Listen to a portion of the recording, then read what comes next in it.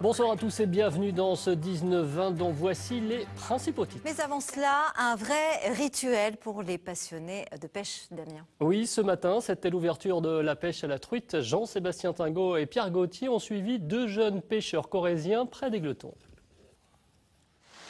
Ce matin, Vincent et Thibault, deux amis étudiants, étaient dès l'aube au bord de l'eau.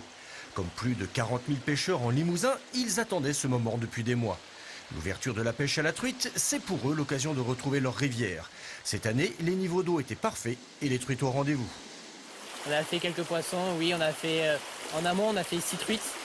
Bon, on en a ramené que 2, on en a mis 2 dans les pucettes, ça fait toujours plaisir. Nous, on ne cherche plus maintenant à prendre le poisson pour manger, on cherche juste à s'amuser, à pouvoir décompresser les cours, décompresser de la vie quotidienne. En effet, désormais, les pêcheurs pratiquent de plus en plus le no-kill, un terme qui signifie relâcher le poisson.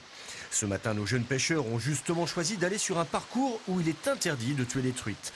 Il y en a de plus en plus en Limousin, avec une réglementation spécifique nécessitant un matériel adapté. Maintenant, avec les techniques modernes qu'on utilise pour pêcher la truite, donc c'est vraiment tout pour optimiser la graciation du poisson, que ce soit avec des hameçons simples pour vraiment réduire le temps de manipulation des poissons pour les relâcher très rapidement. Donc c'est vraiment pas vraiment, même pour nous, la pêche en elle-même, c'est d'attraper un poisson, être ravi de l'avoir pris, et puis surtout de se dire que plus tard on pourra toujours le rattraper et espérer qu'il prenne quelques centimètres de plus. Ce matin, pas de truite record pour nos pêcheurs sportifs, mais le plaisir de retrouver le bruit de l'eau et de partager l'émotion de quelques belles prises dans un cadre naturel. D'ici quelques semaines, passé l'affluence de l'ouverture, les rivières auront retrouvé leur tranquillité. Seuls quelques passionnés comme Vincent et Thibault continueront à jeter leur leurre dans l'onde fraîche des rivières corréziennes.